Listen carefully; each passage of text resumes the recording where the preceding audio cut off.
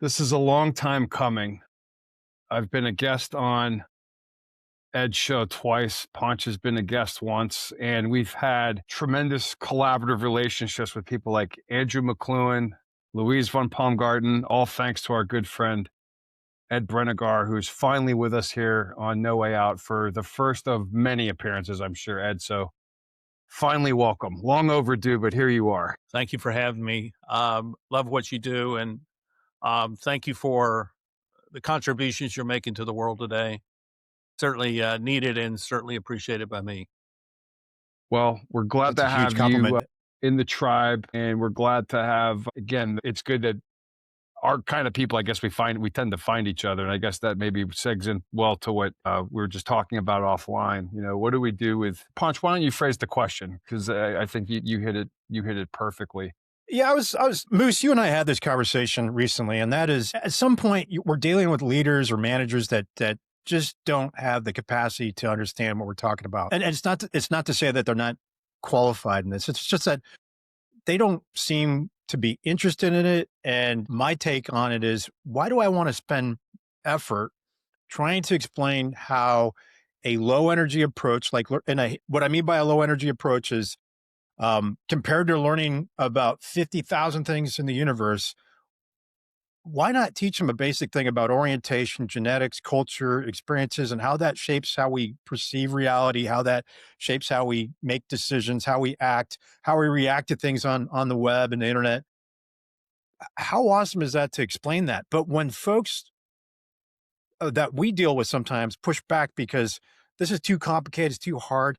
My question to Ed and to Moose is, do you really want to spend time working with those folks? What kind of energy do you want to put into that? Not, actually, I want to turn over to Ed because you've been doing this longer than we have. So what is it like working with managers or leaders that just can't seem to grok the things you're talking about? It's an important question, and I've been talking about that today and this week. And let me describe what I see. I think that the problem, there's a leadership problem. Let's call this a leadership problem. And it's a leadership problem because people don't actually accept the mantle of leadership. They tend to be more managers. They see themselves as managing systems, managing structures. And if they decide they're going to be a leader, what that really means is that they've decided that they're going to engage with people at a level where people will follow them and will join them in a manner that is similar to them. So I talk about that a genuine leader or leader of impact, as I call it, is going to facilitate the development of the leadership of the people that work for them or in their organization.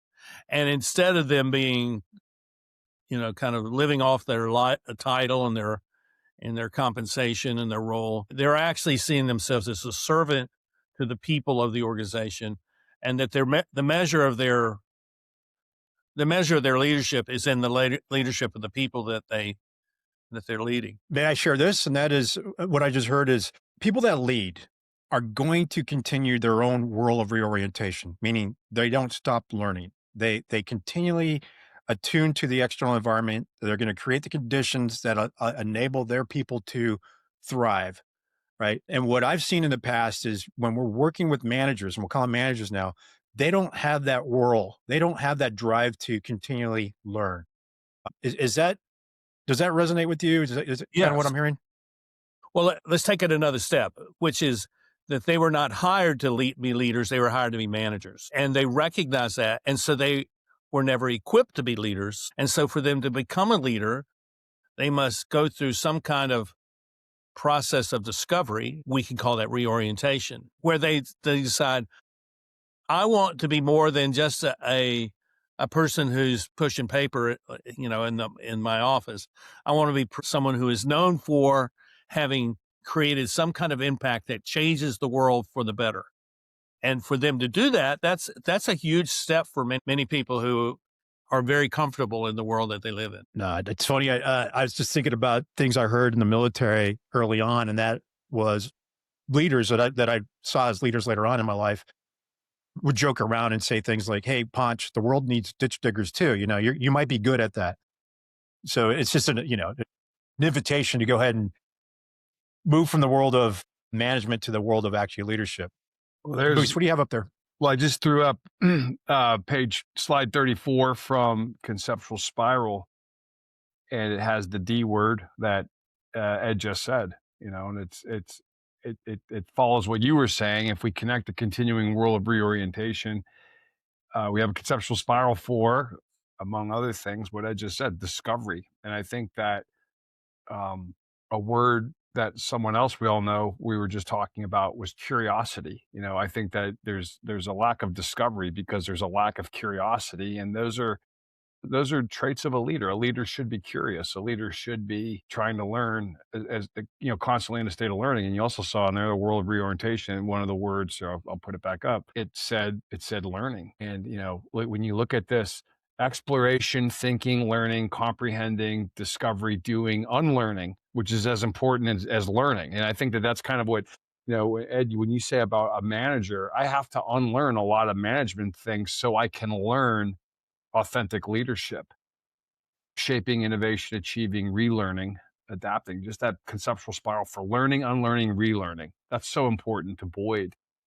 And then hence you have a conceptual spiral for generating insight, imagination, initiative. And we know that that's what fluid adaptive teams, that's what they're really good at. Well, they're good at that because they're in an environment of leadership and not in management. Now that's from Conceptual Spiral. And then for everybody listening, I want to tie in organic design for command and control, because here's where Boyd defines leadership, and he merges it oftentimes with appreciation, that recognition of worth, value, understanding, comprehension, discernment, and leadership being the art of inspiring people to enthusiastically take action towards the achievement of uncommon goals. It's a lot different than managers thinking that they're in control. We're recording with a guest tomorrow that received the equivalent of the Congressional Medal of Honor for the state of Israel in the Yom Kippur War, and he was 21 years old as a young officer. And Wow. I think that a lot of young military officers in any branch can say that, boy, yeah, they can be in a corporation somewhere at age 50 and think back, good Lord, when I was 21, 22, 23, I had more command and responsibility in leadership for humans, hardware, strategic responsibility at the young age in my early 20s than these people that are in charge of me at age 50 had ever had in their entire life. And I think it goes back to what you're saying, is like the environment is tuned towards management and managers, not towards leaders. And where the three of us, I think, where we have impact with people with the right organizations, is that they're open to learning leadership over management. It's very different. Let's broaden this concept a little bit, or broaden the context we're talking about. Two ways. Think about the people. Let's say you run a manufacturing company. Do you want the person who's running the machines to have learned how to be kind of an OODA loop kind of guy, where he recognizes that there is a problem with the machine, and instead of just allowing it to operate until it fails, and then they have to go find someone to come fix it, he decides he's going to fix it himself. He's reorienting his own relationship to that machine so that it gets fixed before it breaks. And that is a form of leadership, because he's clearly acting in order to have an effect upon the process of manufacturing that they have. So, and you think about it, maybe the person who's cleaning the bathrooms, so the sanitation guy, and that person is looking, how can I make this better? What does it look like for this bathroom to be a place where people would want to eat off the floor? What does it take for me to create that kind of cleanliness? And so they're taking ownership of their work. Now that's one level. That's in the business context. But let's take it to a family context. What would it mean if you decided, when your children are 5 or 6 years old, you start teaching them how to reorient their life?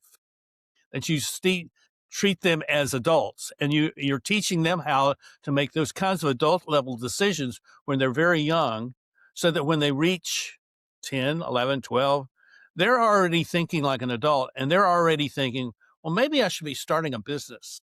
I'm 12 years old. Why don't I go and start my own business? I could sell something. I could create something. And I've seen this happen. I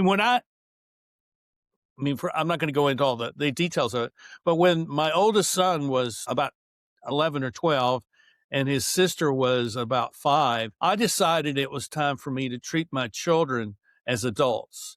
So I wouldn't answer their questions. I would ask questions so that they would find their own answers to the questions that they had. And now they are very independent thinkers. It's sometimes to my detriment, but they think for themselves. And they have always been really clear about who they are, because they have kind of the skill set that Boyd would have wanted for them as adults, but they're gaining those when they're children. And I think that's something that we have not been talking about at all, but I think it's really possible that we could do that. Well, you made me think of another. I don't know if I'll be able to show it on here. I'll have to get it. But basically, in Patterns of Conflict, Boyd talks about the formula for successful operations is decentralizing decision-making to the lowest possible level. Absolutely. And when Ponch and I go into an organization, to a team, everybody owns the mission. Everybody's responsible for the strategy. Everybody, the leader has ultimate command of it, but at the end of the day, everybody's empowered to affect the mission, so that when the VUCA increases and the tempo increases and the battle, and the chaos is going up and chaos ensues, then I have the ability, within maybe certain constraints, but I have the ability to do what's right to advance the mission without having to stop and ask dad, without having to stop and ask the leader.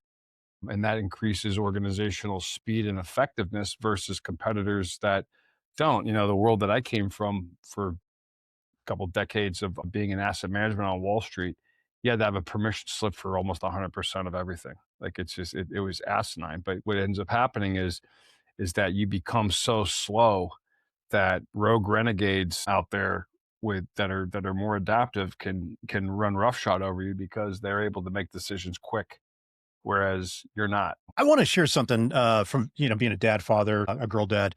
I know people don't like that, but I do have 2 girls. And then applying this type of thinking that Ed shared with your children is challenging. Let me share a few things. You have to let them fail, right? And we don't want to see our kids fail, and we want to protect them the best we can.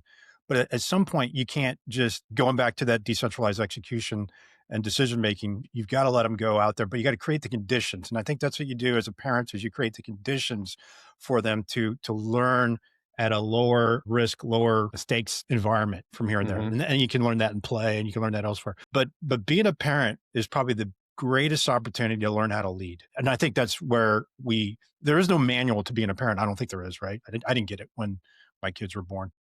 But applying this type of thinking to watching the girls grow up, I will say this: I fail a lot. Hurts the ego to go, man, I got that wrong. God, I got that wrong too. And then Moose, you and I have conversations every week about what's going on in our day-to-day lives. And I think that it's not easy, man. And I'm kind of, it's frustrating because do they see you failing?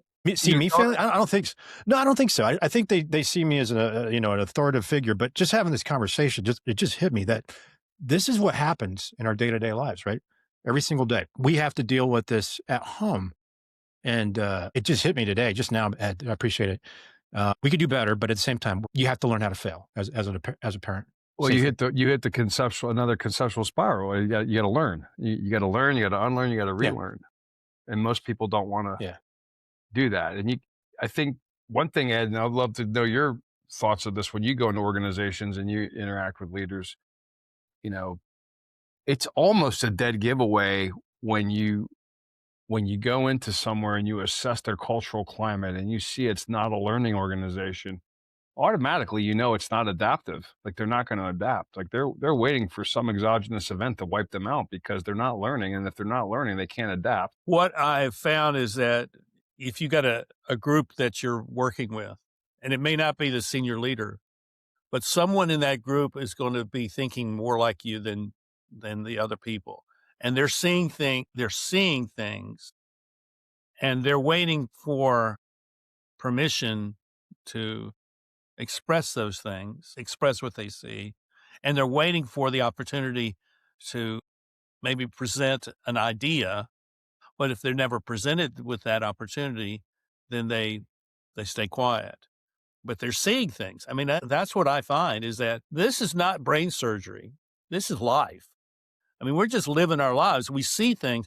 We may not understand it, but we're seeing it. And the question is, how do I come to understand what it is that I see? That's the reorientation, which leads to the decision, and leads to the actions. But we have to first see it, and we have to, I think, if you're the consultant, if you're the coach or whatever, you're presenting things in such a way so that they can see something and they say, oh, yes, well, that makes sense. Okay, now what are you going to do about it? Yeah, that goes back to what you just said. I mean, that's why you have to understand the conceptual spiral, and you have to allow that world of reorientation. Well, there's no way out of that world of reorientation, because that's that constant learning and updating and revising and interacting with reality is imperative if you expect to improve the capacity for free and independent action. And that's sort of our governing foundation of everything that Boyd, riffed and jammed off of his entire career to include conceptual spiral. It all comes back to that, being able to destroy and create continuously, so that you have a sound and effective understanding of what's actually going on. I think one word that should have been on there that's not, but Boyd used it in other places, and I think that he exemplified this, was humility. I know that, the three of us have talked about that, Let's build on that, Moose. Yeah. So it's January 8th while we're recording this, and Elvis's birthday. It's early on in 2026. It's Elvis's birthday. Right. But there's a lot of events going on in the world that we could talk about. We don't need to right now, but we could share an experience. We can observe the same thing. We can all walk away from that with a different perspective, a different orientation, right? Yeah. So I'll give you an example. Over the weekend, Moose, you and I talked about this. There was an incident that we were part of in my family, videotaped it or had it on our camera, didn't share it out. And I explained to my kids, hey, one of the reasons I don't want to share this, there's many reasons I want to share it out, but when you watch this video, based on your orientation, and I'm talking about an incident that happened over the weekend, and I'll make a connection to what's happening in the last 24 hours. The video clearly shows is probably the worst thing anybody could say, right? Because I gave them an example of a time I went into CNN, and I'm going to name names here, back in 2006, to see what the video clearly showed and how the producers manipulated the narrative and the story to show something. Where I'm going with this is, even though we can experience the same thing, that orientation, our experiences, our culture, whatever happened, how we slept, all these other things, drives how we see things. And I think the worst thing that management consultants or leadership consultants do, and you could see this on LinkedIn today, January 8th, is this phrase: the video clearly shows. And I'm like, wow, right? So I think that's the danger of that. And I'm shooting a warning shot across the bow. If you're a business leader and you're hiring one of those fools that comes out and says constraints matters, context matters, complex adaptive systems matters, the wisdom of crowds, red teaming, things like that. And by the way, the video clearly shows you've hired the wrong person. Yeah, you know that right. They're incapable of understanding that things have more than one perspective. So back to Boyd's example, they're absolutely sold on equilateral triangle, and they're not square, and not square with an X in it or whatever. And they don't realize that they're looking at one side of a pyramid, and they're going to get blindsided because they were looking at the wrong thing. They were so certain of what it is that they saw that they were blinded by that myopia. It goes back to that opening line in The Big Short, right? It's not what you don't know that gets you into trouble. It's what you're absolutely positive of that just ain't so, and that's what I think I think that's what most people are doing. It's hard. I think that, we're unique, right? We're readers. We're arguing these things. We're constantly talking about these things. We're constantly trying to see and observe these things and teach them to others that don't want to learn because for whatever reason they're comfortable. And that comfort leads to complacency. And ultimately, I think, of events in, say, the last, I don't say 24 hours, but like the last month, maybe, people are so shocked and surprised. Why? because they don't look at patterns. They don't understand objective reality. They don't even try to they don't try to learn. They don't try to see anything because they look at things through the myopia of tribal lenses or political lenses or group lenses. I did a live cast earlier today, and I said, look at the article that we put out this week on Boyd talking about evil and corruption and McLuhan talking about figure and ground. That was my article about Somali daycares, because I got plenty of DMs. What are you going to talk about Somali daycares? Well, I talked about Somali daycares without talking about Somali daycares, because that pattern is not unique to Somali immigrants in Minnesota. I'm not saying it's not valid. I'm not saying there's not crimes being committed or fraud. I mean, the investigations will come out and they'll show us. What I'm saying is that rampant pattern of the systems that drive the behaviors to defraud, that's not unique to them. That's pretty widespread and rampant. But how do I know that? Because I understand that the pattern doesn't distinguish between being valid only for one group and not valid for another group. That pattern is wrong no matter who's doing it. And these tying in the McLuhan figure and ground, people get so wrapped up in the figures they don't realize the ground that's shifting beneath their feet. That realize that one of the things I said in the live cast, hey, Trump's doing it and that's okay. It was wrong when Obama was doing the exact same thing. Or Obama's doing it, that's okay, but now it's wrong because Trump's doing it. If you're thinking like that, you're wrong. You're just flat out wrong, because you're not looking at things. You're not even trying to go back to that conceptual spiral. You're not even trying to discover. You're not trying to learn. You're not trying to explain. You're giving up thinking. You're giving up thought. We come back to Ponch's original question about these leaders that you get tired of dealing with because they won't listen or they won't do anything. And it's because they are simply looking to have their bias confirmed. They practice confirmation bias. 100%. So they look at a video and they will see in the video what they want to see, and do not realize that every video that is placed, except mine and yours, but every video is a diversion from something else that they don't want you to see. So if you figure and ground, yeah. If as the Somalis in Minnesota, that's a real thing, but it's a diversion from something else that they don't want me actually to be addressing. Yeah. And it's impossible to actually know all of that. And so if it's impossible to be absolutely certain about anything you see online, then you have to step back and say, what is it that I actually know? What is it that I actually know for certain? And I think what we'll find is that the things that we know for certain are the things that we experience in direct interaction with people. And we can sniff out when people are lying to us or being duplicitous towards us, but it's in our direct interaction with people that I think we discover where the reality is. And then that becomes the basis for our reorientation or our decision to do something else. We go a different direction. Ponch is really good at these things. He shows, you can pull one up, Ponch, those, like the chessboard and the sphere. I mean, people. Yeah. So the illusions are, they're pretty powerful. Years ago, the whole gorilla walking through the basketball players or dribbling the basketball and you count the number. Those things are illusions, right? Those things are easy things to talk about. We only see what we expect to see. Those biases and things like that. But they're a fantastic way to show folks the beginning how the OODA loop works, right? Based on your orientation, based on these things, based on things that you're predisposed to know genetically, based off of shadows and things like that. That's how you see the world. By the way, we follow a lot of folks that say, the U inverse, the universe is U inverse, right? You see the world based on what's inside of you, based on your orientation. That's what's out there.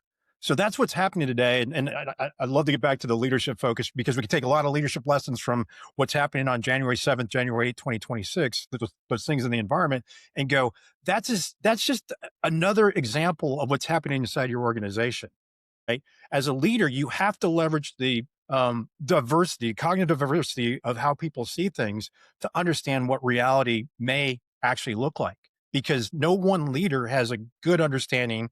No one person has a good understanding, but collectively we all can have a better understanding of this external world that we're all part of. So yeah, Moose, those illusions are powerful. Let me ask you, go ahead, Ed, go ahead. I have a question for both of you, but go ahead, Ed. let me just say one thing before we move on.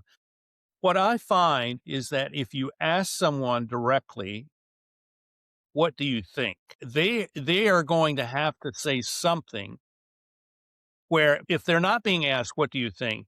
They're going to be taking what they're hearing and they're going to absorb that and they're going to be operating in the next 10 minutes in a different environment with that same sense of what they believe is to be true because of what they heard 10 minutes before. So if you ask people, well, what do you think about this?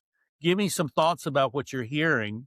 When you ask people to be clear about what and own their statements, then you're asking them to actually think about something where I don't think most people think about anything. They're just emotionally reacting to what they see and what they hear, and they're looking for some way to find some kind of certainty and comfort in what they're doing. That's a Yeah. great example of creating, how do you create psychological safety? That is, I think, one of the key triggers in that space is how do you create those conditions? And it's a leadership's actions by asking those questions. What do you think? Right. Or the humility piece that Moose brought up. I don't know. Right. I don't know. I don't have an answer for this as a leader. Right. That's okay. The other thing too, this is what I was going to ask you. I mean, are we so prone to always pin it on one person in the United States, like our culture? Like we forget that there's a system. We forget that there's a larger whole. So we just pin it on one person. It goes back to one, like Warren Who Buffett is just. we?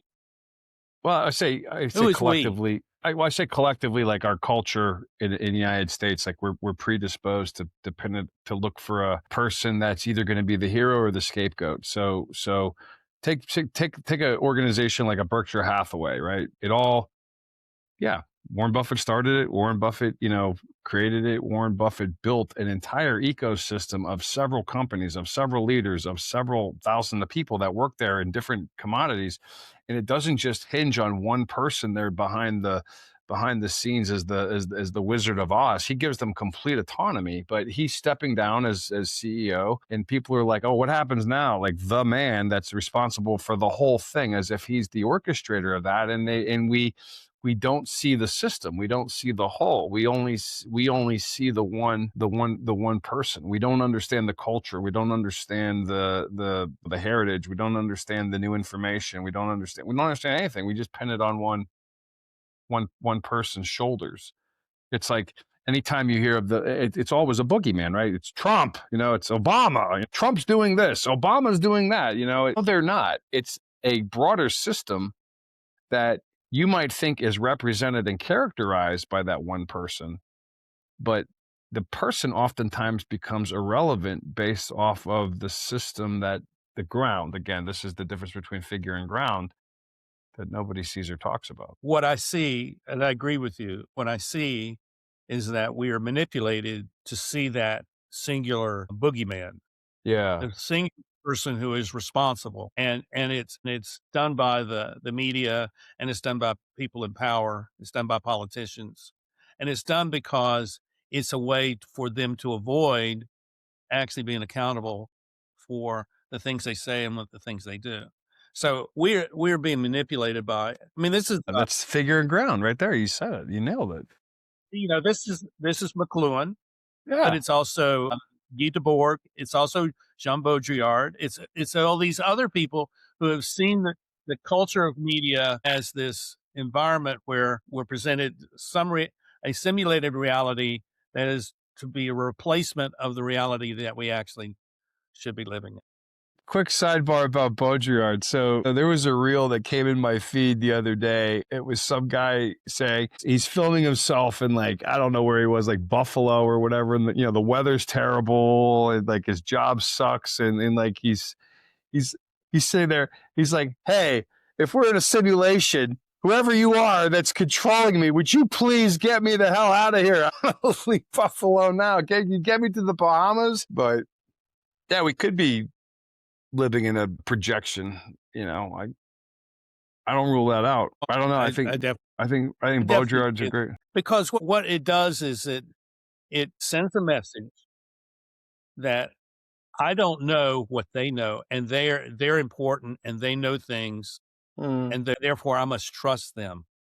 I mean, this is the whole premise around, entertainment news. They know things that I don't know, and they're telling me what they think I need to know, and therefore I'm responding to them.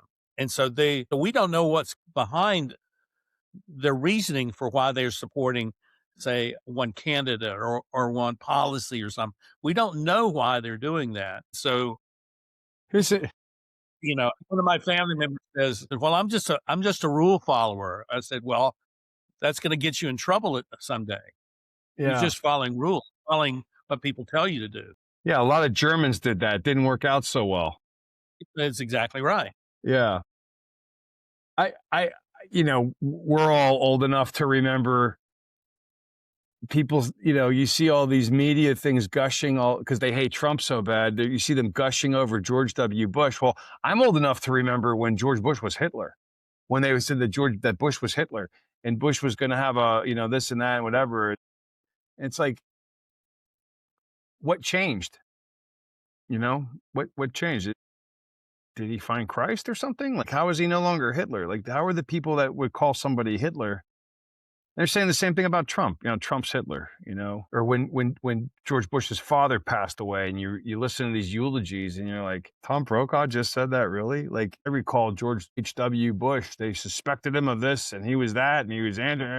All of a sudden nobody was saying anything negative. Why? Because of Trump? Like, because, like, really? That's how it works? That goes to the manipulation that we're all Yeah. doing.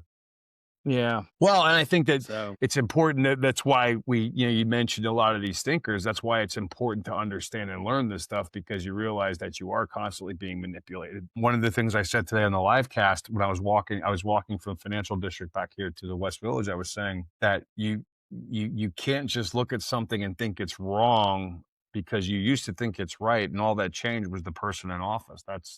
That's participant status, not observer status. You're not observing reality for what it is. You're participating in something and you're blinded by that participation and you're retribalizing. And, McLuhan talked about that. Boyd talked about that. John Robb talks about it all the time. It's very important to understand it, because once you see that, you can't unsee it. And when you can't unsee it, then you're less likely to be manipulated by a lot of these things.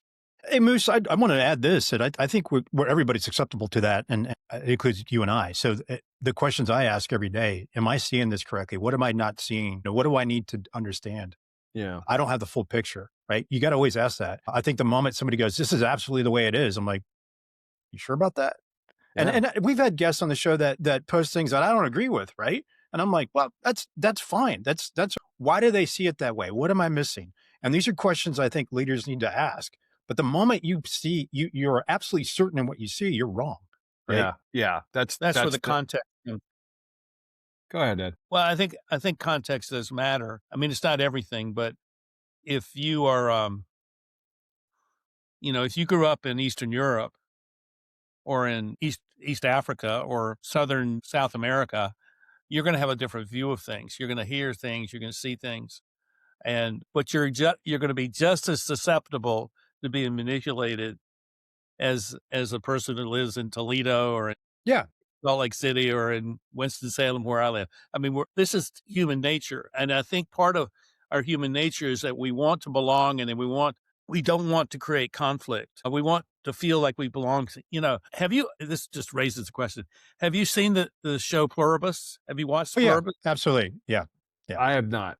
I think you need to watch it, Mark. It's okay. I think it's a perfect example of what we're talking about. Okay. And because it's there's some kind of thing, it's not really clear, that affects the planet where everybody becomes happy, willing to help, and will always tell you the truth, which sounds like the perfect society to live in.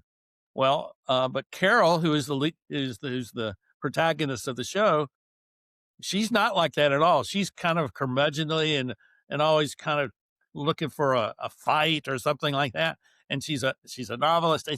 And she doesn't like it at all. And they're trying to convince her that she needs to be nice and compliant. And it's really a really well done show.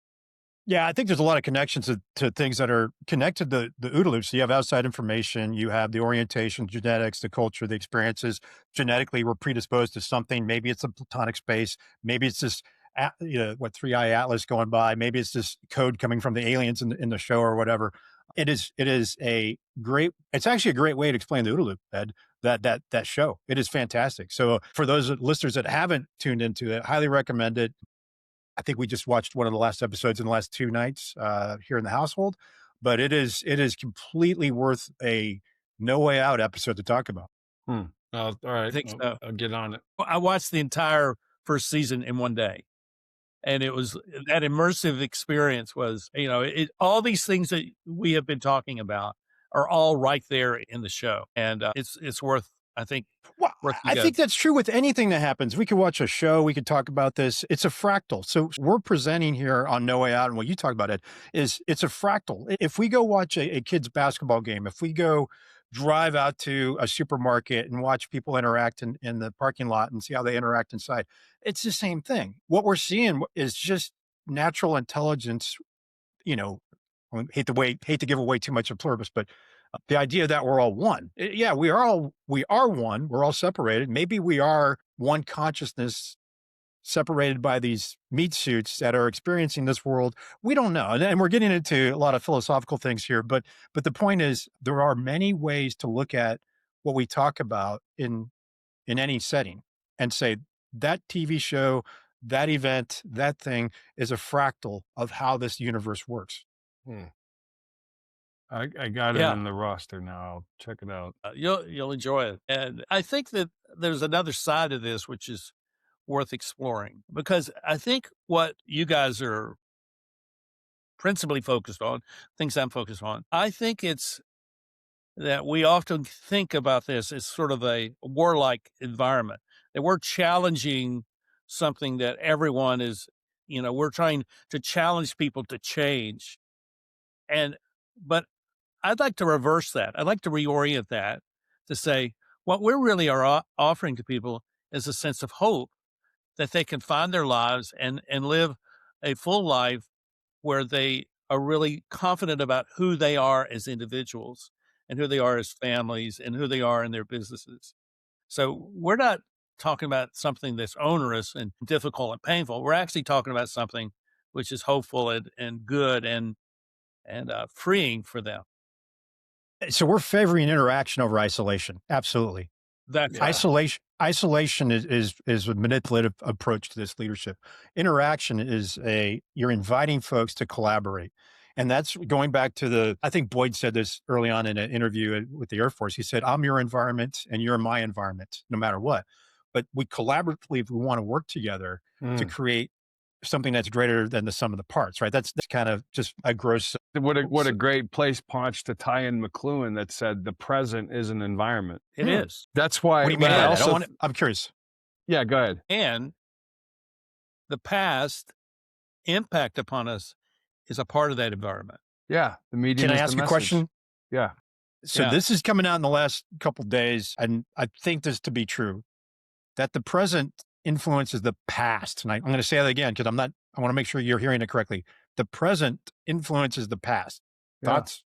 Yeah. I mean, talk to a kid younger than us. They think that everything is evil in the world and America is a terrible place. And, Columbus is worse than Hitler. And I mean, I'm old enough to remember growing up an Army brat, son of a West Pointer, where there was Fort Lee and Lee Barracks and statues of Robert E. Lee and Thomas Jonathan Jackson, Stonewall Jackson, and we're in a completely different world. So the present does have an effect because when people look back at the past now, they have a different interpretation than say I do from. It's our perception of the past.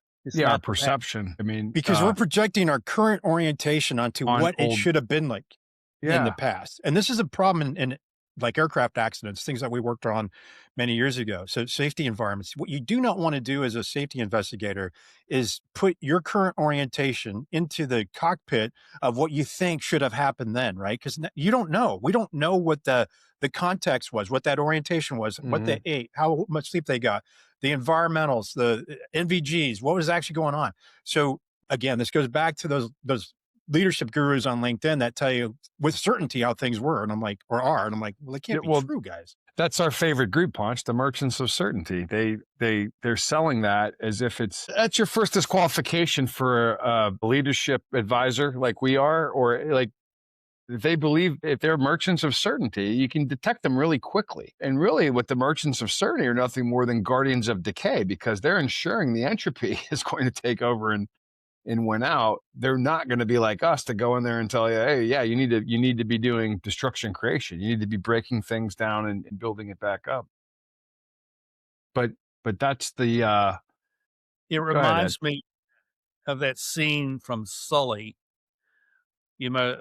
where the NTSB investigative team is going through their computer models, and he and his pilot, his first captain or whatever the term is, are describing, well, what you have in the computer models doesn't reflect what we experienced. Yeah. We see computer models were, for them, was reality, and his experience was a perception of reality. Well, you guys both know the story, and Quorum does a pretty good job talking about it. What did Boyd think was going to happen in the fly-off between the YF-16 and the YF-17, which became the F-18? What did he think, like on paper, per the models, what plane should have won? Was the F-18, the YF-17 that became the F-18. Yeah, but that's a perspective. He's projecting information forward into it. Based off of those modeling, but based off, I get, I see what you're saying, but still, it baffled him that there was more to the. I guess I don't know. That's why I was thinking about what Ed was talking about. There's another perspective. Well, in this case, it was the pilots that were flying the two planes, and overwhelmingly said, no, the F-16 is like way better. No. So Ed, you're familiar with Cynefin framework? Are you familiar with Dave Snowden's work? Yes. Okay. I actually, in the past, this is like 7-8 years ago, I used to use the Miracle on the Hudson to explain the Cynefin framework. It's fantastic because there's so many elements of that story, including who was flying the aircraft when they actually struck the birds, right? It was Skiles. And he had spent several hours, a lot of his time in a 737. Now he's in a 319 or 320 or whatever it was at the time. And it was his non-expertise in the aircraft that aided in this as well, right? I mean, Sully was an expert. He knew a lot of things. Of course, he knew how to fly a glider and all that, but there was no hero. And this, according to Sully, there's no hero in that story. There's a crew, and that crew included the passengers, right? And by the way, when you go in that book a little bit deeper in the whole story, they talk about team science, which we talk about quite often with what we do. So I just think, I haven't heard the Sully story brought up in a while, but I just want to offer that up as we can use that to explain the Cynefin framework, how checklists work, why they don't work in all domains, what complexity actually looks like in that space, right? I always think that the flight attendants are the real heroes, because you think of 150 people with varying personalities, psychological states, and emotional states, and something that's novel to them that they have no idea, no understanding, versus two pilots that at least train for that. I think that the flight attendants keeping all that together, I think that they're unsung heroes too. Well, they're a team. It's Ponch's point. It's a team. Yeah. So let me ask this question to you guys, because I think it comes back to your original question. How do you all talk to your clients about how they measure the success of their businesses? And because I think that this is a major subject which is deferred and never really addressed, because I see that many of these people who get advanced into positions of senior leadership are there because they have mastered the skills of numbers, and they're not equipped to be leaders of people. They're only managing the numbers and so the question is, how do you talk about, how should we be measuring the quality, the effectiveness, the success of our organization? How do y'all do that? Can I go first, Moose? I want to try something on you. Do it. So if you look at Annie Duke's work where she talks about separating decisions from outcomes and resulting and all that, sometimes luck has a lot to do with how businesses do and organizations win or succeed, right? But a better measure of success is actually use some NFL analogies, and I'm going to lean on Moose for this, is the number of quality coaches you put out into the environment, right? I think that's a better measure, because sometimes luck, no matter how awesome you guys are and organized and a good product you have, the environment and other OODA loops have an impact on what happens with your bottom line. Whereas you can have horrible decision makers in an industry that is notoriously known for making money. And I'm not going to name the industry that's really good at that, but it goes with oil and gas. You can have phenomenal people leading that industry and have horrible outcomes, and you can have horrible people leading in that and have amazing outcomes, not because of the quality of decisions that are being made, not because of the quality of OODA loops. So it's that environment that matters too. But I'll go back to this again. It's to me a better measure of how you are as a leader in an organization, not an organization, is going to be the quality of leaders you produce. And I think that's what we see in the military too, is the best leaders are the ones that actually create the quality leaders, right? But they're not usually the ones that get promoted, just so you know. Yeah, Is there a metric? I like this one though. I mean, like, is there a metric?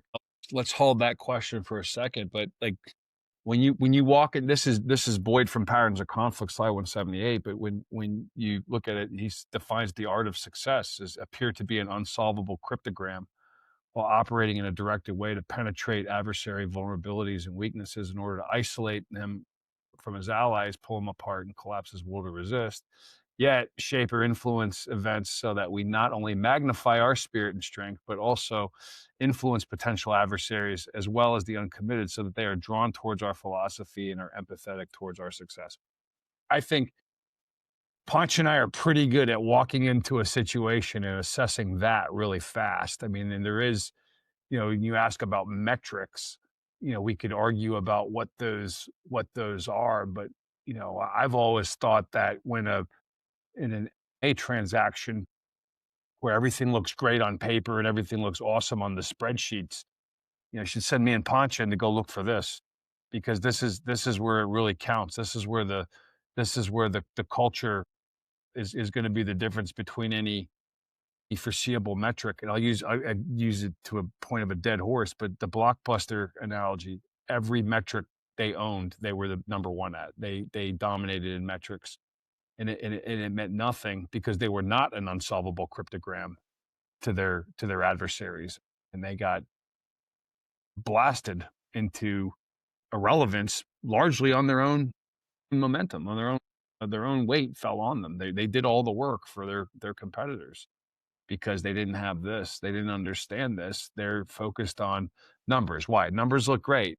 To what? To show shareholders or to show potential investors, but it's not necessarily the reality of what's actually going on with the people. And I think that because the videotape clearly showed them what was going on, right? Yeah, the metrics clearly show.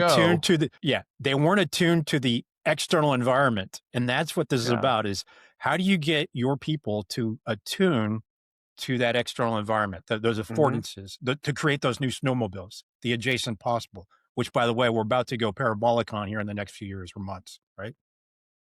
Well, let me answer my own question. All right. I think it is how you lead your people and how the people who are at the middle management level lead their people. And they establish expectations for change that their people are making to improve the situation. So you define it in terms of what problems have you faced that you have now fixed? Who are you communicating with that you weren't communicating with over the last quarter? What new ideas are you bringing into your team or group? And you're writing this stuff down. You're producing a report, which is really a report of change. What is it that changed that's making a difference? And what are you abandoning? What are you stopping because it was not helping us? I think that conversation that has to happen between a manager and some direct report is where you begin to be able to create some kind of metric that they find meaningful for themselves. Maybe not for the industry, but for that maybe that department or that company. Hey, Ed, I'm going to go a little bit deeper on this. The leading indicators to everything you just said. The way you can do this, and this is a huge secret that we know, and then we're going to share it out here. I don't mind because people need to know this. Teamwork is observable. Therefore, you can measure it. And the way you can measure this, coming from the conversation about Sully, and you can read this in the book, his book and other books, there's something from aviation crew resource management known as behavioral markers, and they're binary. They're basically bad things. People are doing this and they're doing that. I got to spend time with Ann Rhodes. She's one of the founders of JetBlue. We haven't had her on the show yet. I definitely want to invite her on here. And when they stood up JetBlue, leaving Southwest Airlines, and the founder of Southwest actually implemented a lot of this inside the organization before he brought all the bean counters in there, before all that changed in Southwest, is they implemented this type of thinking, which was using team science to guide how teams work, right? So as a leading indicator to change, I could take the three of us into an organization. We can use the behavioral markers. We can observe what's going on, and we can have a conversation about what we just saw. Remember, we talked about earlier that we're not all going to see the same thing, but we can have that conversation and give them, I hate to call it a grade, but using a rubric to go, here's where they are on the spectrum. Here's generally what we find. They're very low performing teams. They will rate themselves as the highest performing team in the world. And we'll go, well, here are 20 things you did that show you're not even a team.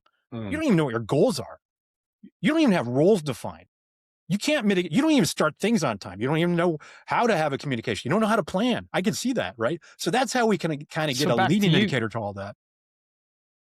Let me pack onto that, Punch. What do you think, Punch, about when we tell people, tell me where you want to go? You don't even know where you're at. So how would you even have metrics in the first place when you have no idea where you even are?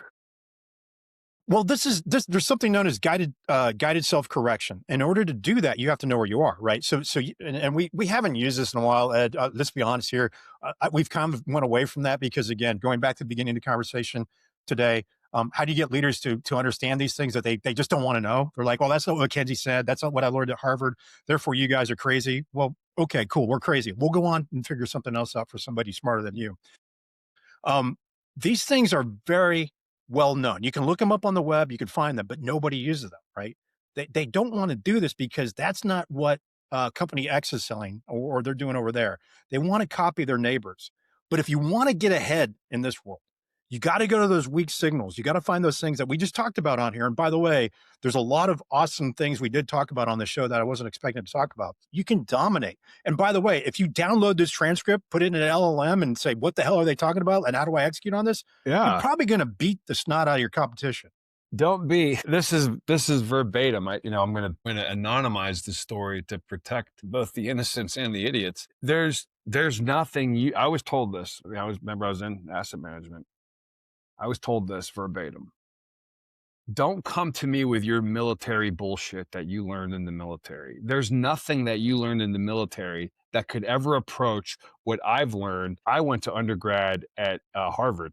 I got my master's degree from Wharton. I'm a chartered financial analyst, blah, blah, blah, blah, blah, blah, blah, blah, blah. Now, I don't take ownership of it because it was him, not me, but he, with his rigid thinking that didn't understand Boyd OODA, ended up getting fired a year later because of the performance of a portfolio that was so tightly coupled that had no flexibility, no agility. It could only see the world through one lens, and he wrote it all the way down to the bottom. Whereas some of the best portfolio managers I ever met, which by the way went to the same schools, they went to elite boarding schools like Exeter and Phillips Andover and stuff like that. The best ones were the most curious, and they asked the most questions, and they were interested in something that they heard and that might have been learned in the military, because they were able to compartmentalize the fact that something that's taught to people like me and Ponch when we're in our young 20s, something that's taught to help them thrive in chaos without a Harvard doctorate or whatever, maybe it's worth taking a look at. Maybe there's something more going on than just G.I. Joe shit. Like maybe there's actually systems theory behind it. And maybe there's actually universal concepts that are applicable in any other chaotic domain, which there are. And that's, there's nothing that when we're sitting down and advising leaders, there's never any of this like, well, this is what I learned in the cockpit, so that's how it worked there and then, or this is what worked out in the Fleet Marine Force, so this is what you got to do. That's not it at all. There's extracted concepts that we've taken, But those aren't unique to the Fleet Marine Force or the cockpit or anything like that. Those are universal principles that are designed to help any human thrive in chaotic, nonlinear environments. That's exactly what John Boyd did. He didn't pull it out of the cockpit. He pulled it out Yeah. of natural science, right? Right. Yeah, that's right. That's The exactly. philosophy. There are many, many days when I feel like I should have gone to law school and become a litigator, because I feel like so many of my conversations with people who are leaders of organizations really require me to litigate the conversation, to ask them as if they're sitting on the stand in a courtroom, having to defend their thinking.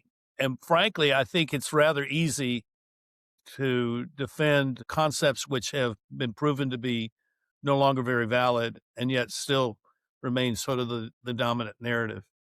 And if you ever read the book by Norman Dixon, I have an article about it's one of my most read articles on the Whirl. It was a book suggestion. It's in the Whirl bookshelf. If you go on the tab on the Whirl Substack.com, the Whirl bookshelf, it's one of the books. The Psychology of Military Incompetence by Norman Dixon. Have you ever read that book? No, I cannot recommend it enough. And here's why. There's a tremendous, Norman Dixon was a veteran of World War II on the British side, but he was also an academic psychologist. And his entire book is twofold. One, it's a historical illustration, and part two is a psychological illustration of concepts of why certain military things, which are historical examples of why they failed. What I have found with that book every single time, and it's one of the most important books I think I've ever read, and I will tell you that one of my deepest regrets, there's a list of books that I deeply regret should have been handed to us the first day as an 18-year-old fourth class midshipman. I should have gotten this book. That's one of them, because you could cross out military and put, instead of the psychology of military incompetence, it could be the psychology of basketball incompetence, or the psychology of lawyering incompetence, or the psychology of government incompetence, or the parenting incompetence. It doesn't matter. It's the same exact concepts. And I would defy everybody, read this book, because, one good thing about studying military history is that it's well documented. And if you're bright enough, you can extract the concepts really, really quickly and realize that even as a Wall Street trader that's never been in the military, these concepts can still mean something to me, because it's describing something else that's going on in the universe.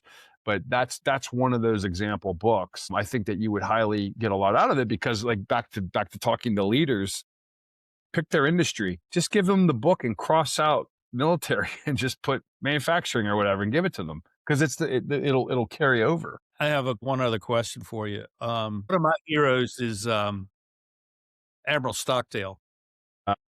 Yeah. Great man. And I started reading him, in the 70s when he first started writing. And it strikes me, if you've read his book he wrote with his wife, Love and War, I recommend it. It's a fantastic book. He describes the way he led the POWs in the Hanoi Hilton. And it strikes me, just as we have been talking today, that what he did was actually a version of practical OODA loop leadership, where he was constantly changing the way he related to the North Vietnamese jailers, because he was looking to preserve as many of his men as possible.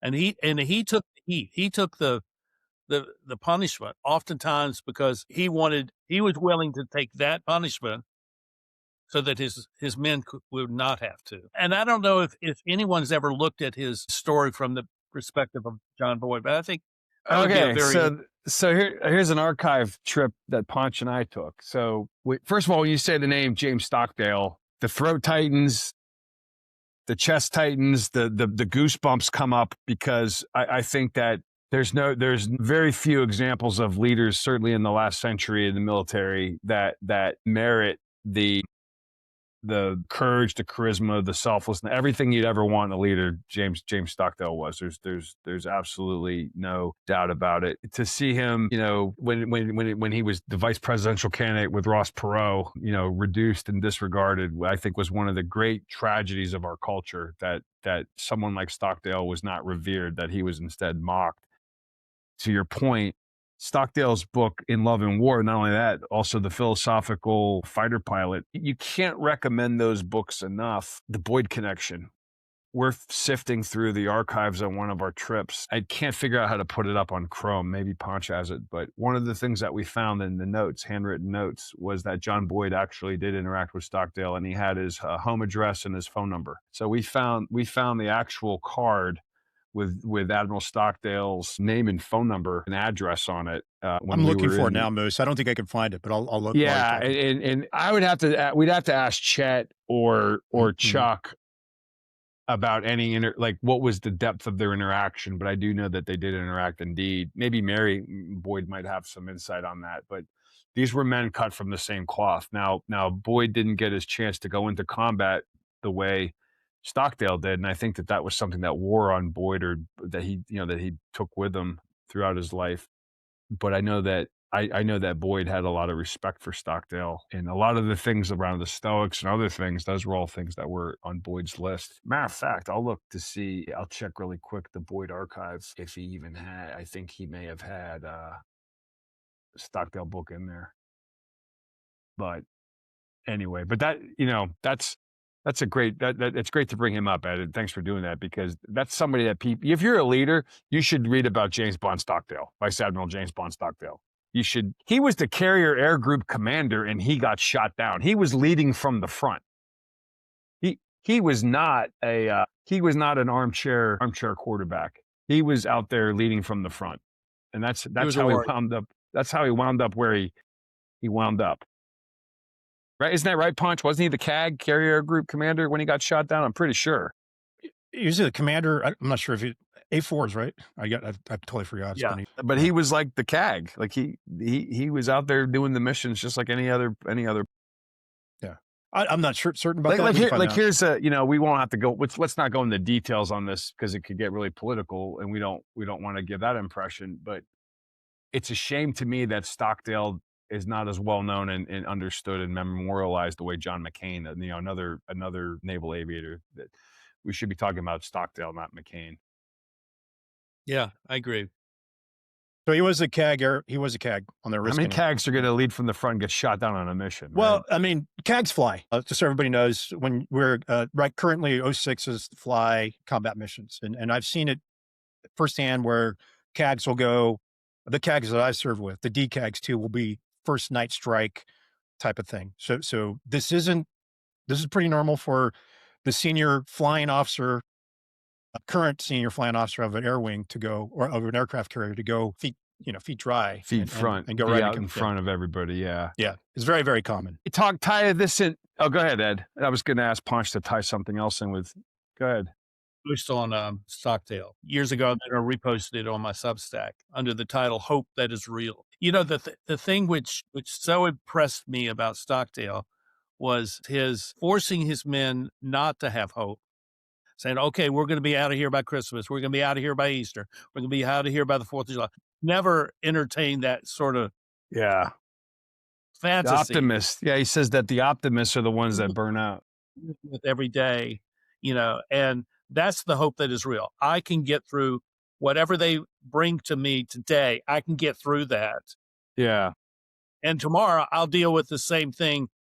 I'll deal with that tomorrow. And I think that's where I see Boyd's work really coming into becoming something very practical for people who are caught in a very challenging, stressful, maybe even traumatic kind of situation, is that they provides them a way for them to work through the conflicts that exist that are sometimes difficult to identify. And that's why I love both those men.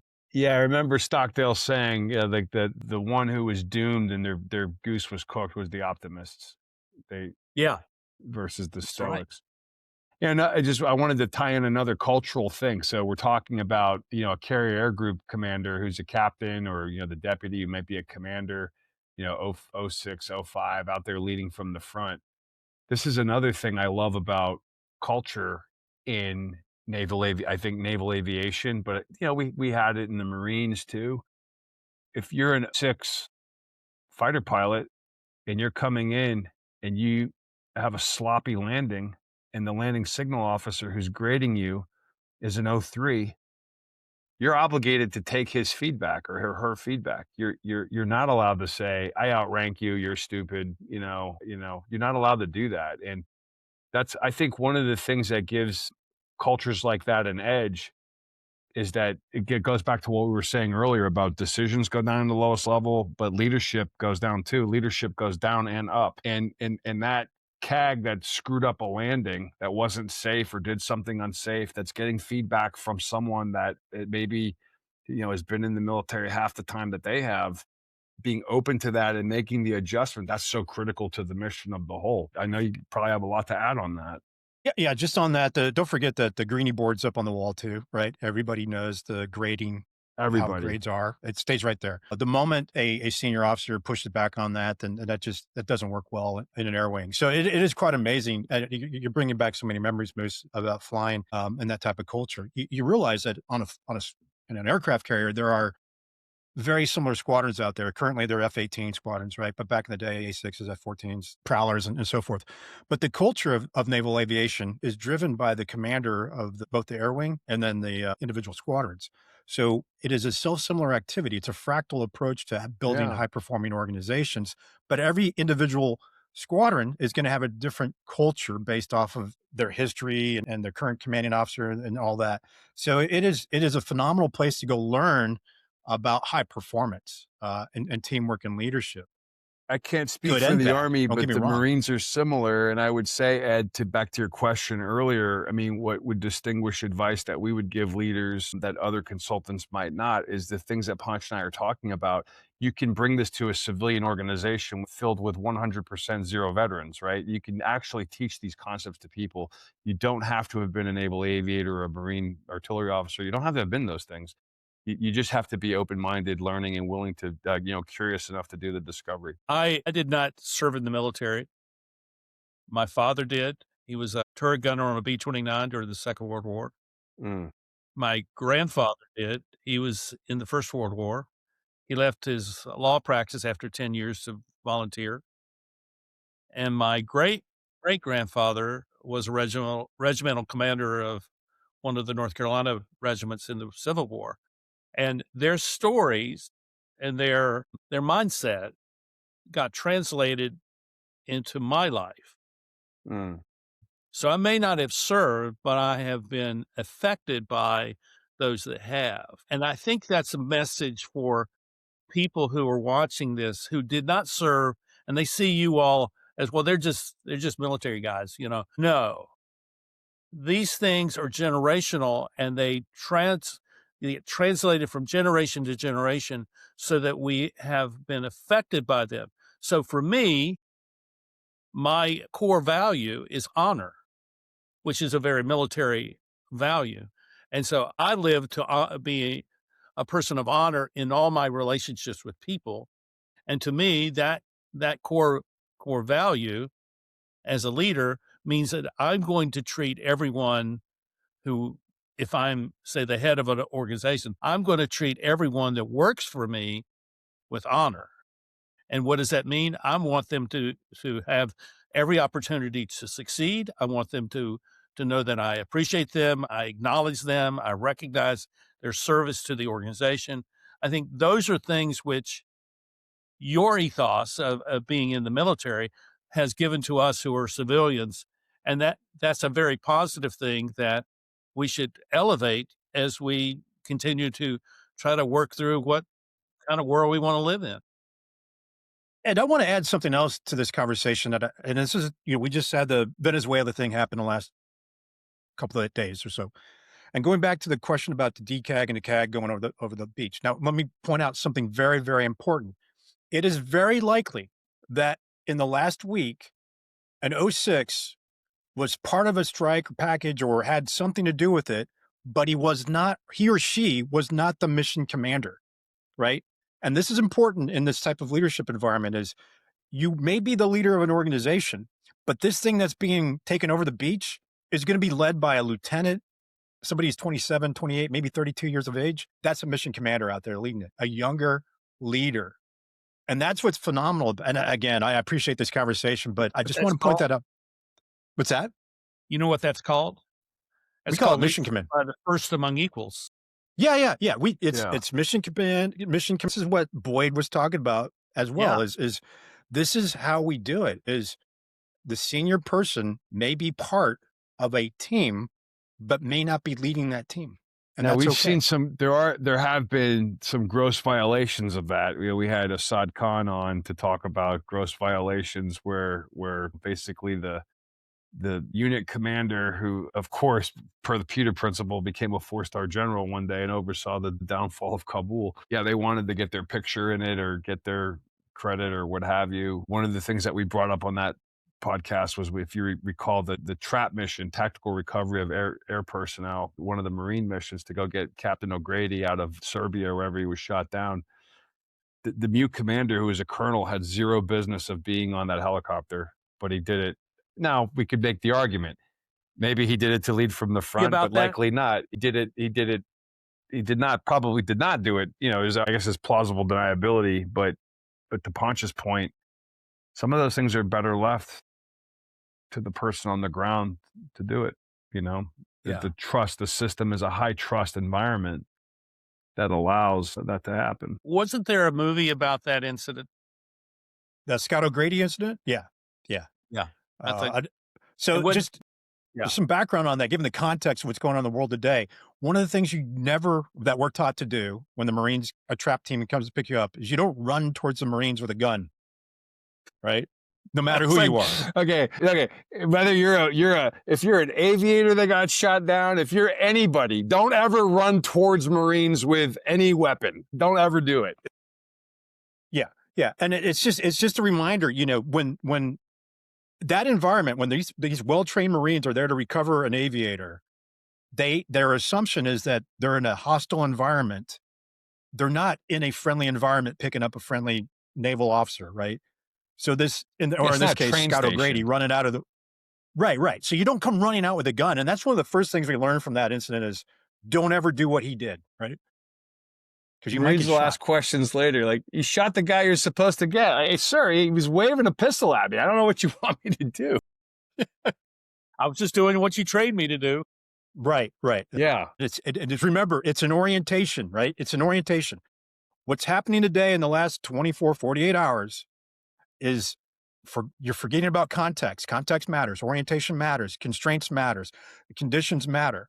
I don't know what's going on in the mind of people that are in a video that I'm watching, right? And I don't understand them. What you don't know matters. And there's a lot that we don't know. And that's always going to be the case, particularly with things that are reported by the news media. From a concept standpoint, I mean, we're talking about recent events. So you look at that Venezuela event, forget the tactical part of it. That was a strategic shattering of orientations across the board because something happened so rapidly, so precisely. And by the time it was over, people were still trying to process. They had no idea what had happened. And when we're coaching organizations and we're coaching, say, basketball coaches or whatever, we're teaching them this stuff, the other side should have no idea. They should have a complete and utter inability to process what's actually happening to them, to the point where they can't even operate or function. That's back to your thing about metrics and back to, Boyd's art of success. That's really that should be an end result where you can just look at people and say, they have no idea what we're doing at all. They're completely frozen. They're going to double down on what they think they know, or they won't do anything. They're not going to be able to even move. The ground is prepared for them to enter. Well, that's the orientation. So just again, take it to the orientations were different. So that's right. Yeah, the orientations were different. So, the implicit guidance and control, sense making, decisions, actions, and learning from the one side was far superior than that of the other side. But I'm sure a lot of people are thinking in other countries that, provided the air defenses, like, how did they get by everything that we have defending us? Or how did that work? It wasn't like it's a surprise. I mean, we were sitting off the coast. It's, you know what I mean? It's like, it was pretty telegraphed. Yeah.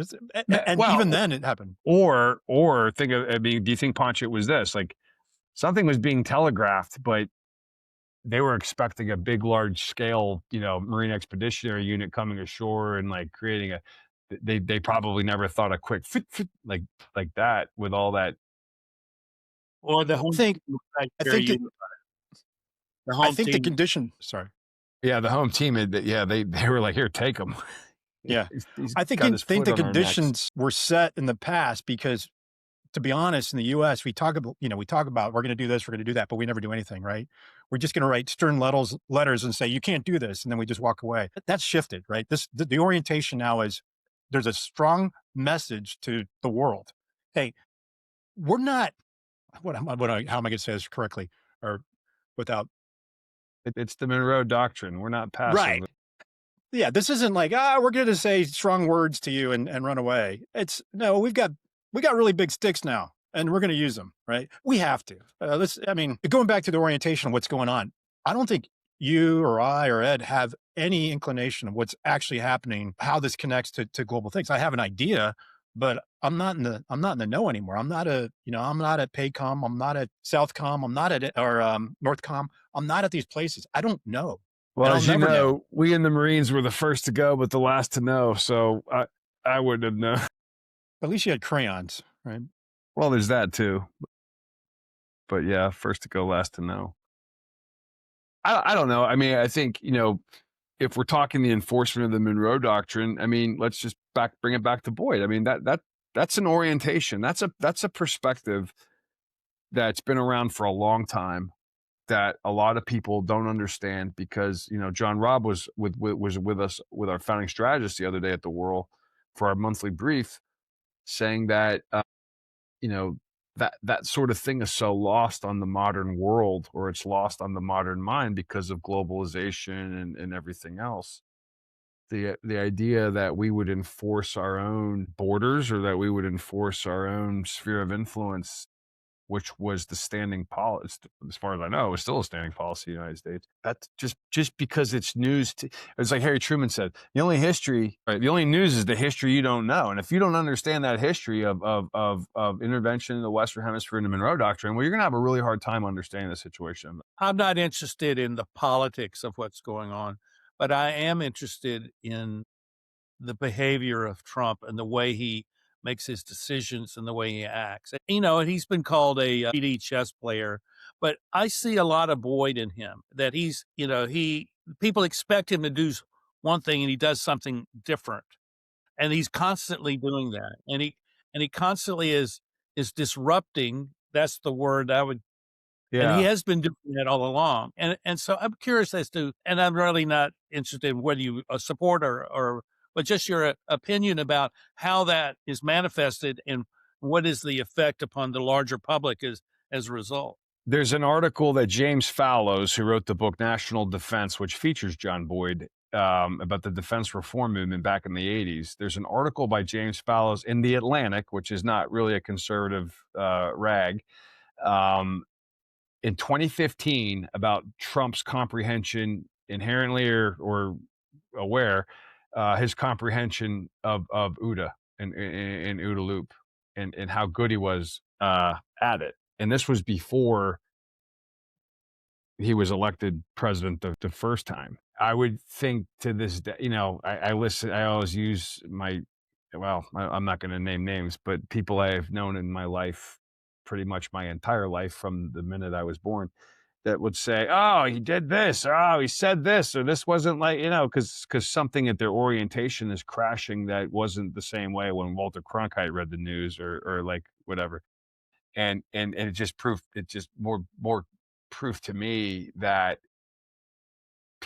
their orientation is getting shattered because someone's being able to cycle through things quicker. They're able to, that implicit guidance and control allows them to sense faster. It allows them to act faster, and it's catching a lot of people off guard, and they're uncomfortable with that. But the reality is maybe that's what we need. Who knows? Moose, you're not saying he studied the OODA loop. He just intuitively knows how to use the principles. I mean, one would right? think that he does think that there has been a briefing on it, I would think, but just based off of, again, like when a guy like Fallows writes an article in The Atlantic and says that clearly Donald Trump understands the OODA loop, I mean, one would think that he's been briefed. I mean, it does go back to what we know. Successful people are inherently doing this, whether they know it or not. It's when they become aware of it, they get even better Well, at it.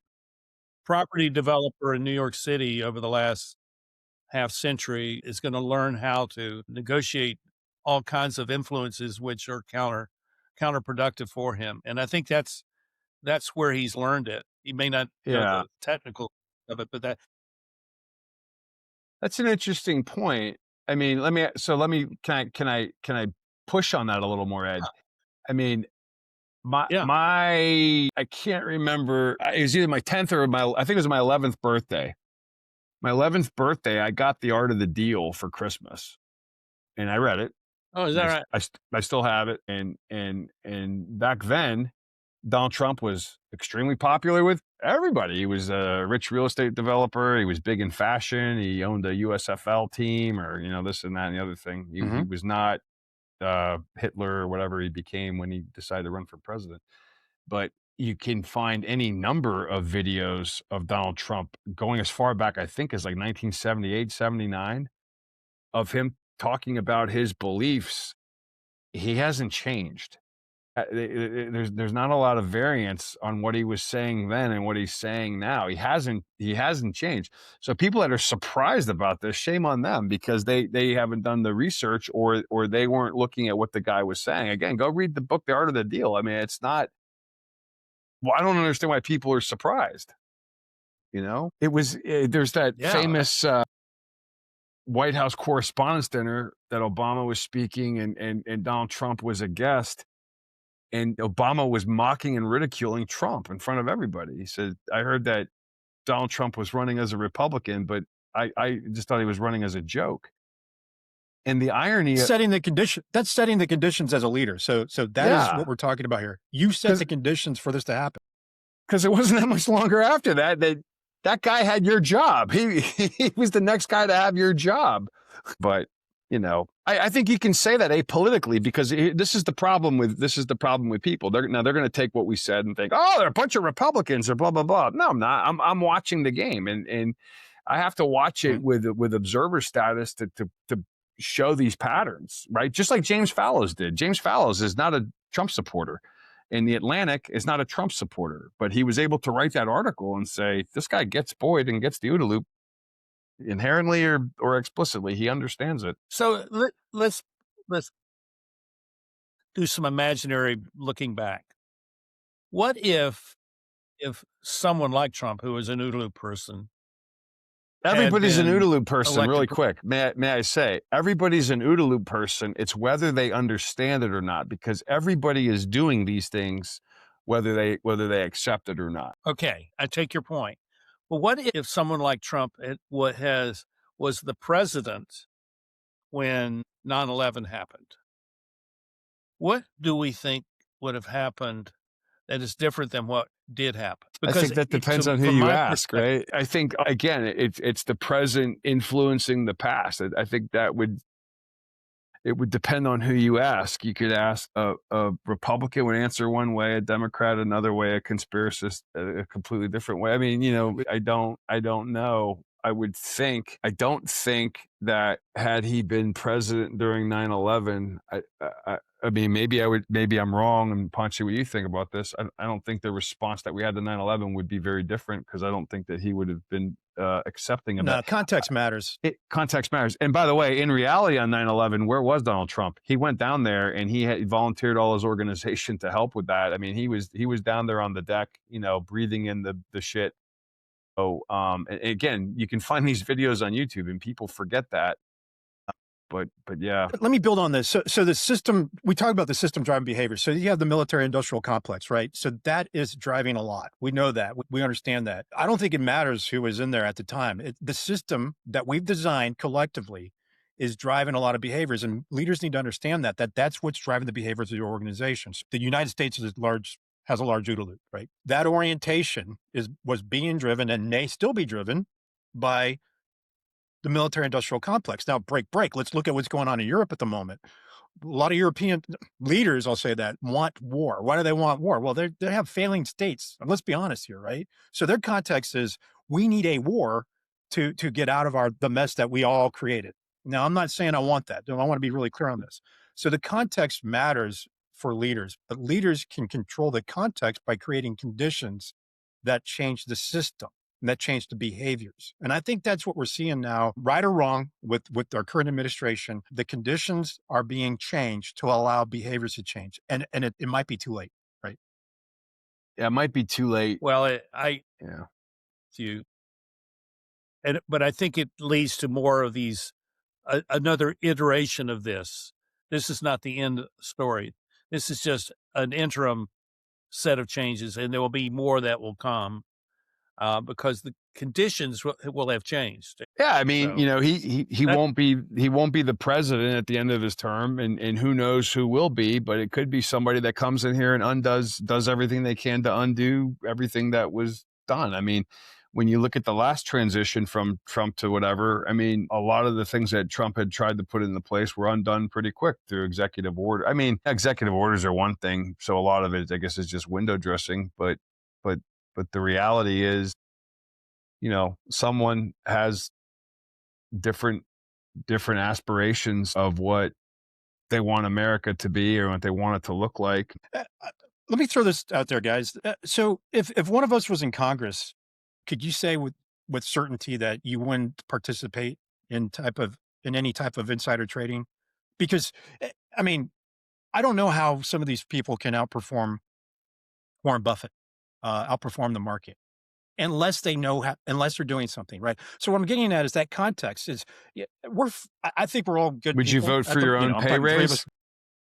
Yeah, I mean, but you put yourself in that context, that would change. Are you going to vote for your own term limits? But what's the difference of that situation and somebody getting promoted in an organization where their income goes up by a factor of 5x or 10x, right? It goes back to evil and corruption. I think it goes back to Right. evil and corruption. And that was the article that I put out on Monday that, that was, quote unquote, my article about Somali daycares that never mentioned Somali daycares, is to really understand Boyd's definitions of evil and corruption. Because once you start to understand, I'm pulling them up right now, but once you understand those, you realize that evil is not what you think, and nor is corruption. And they're a lot more accessible, and they're a lot more, they're a lot more real.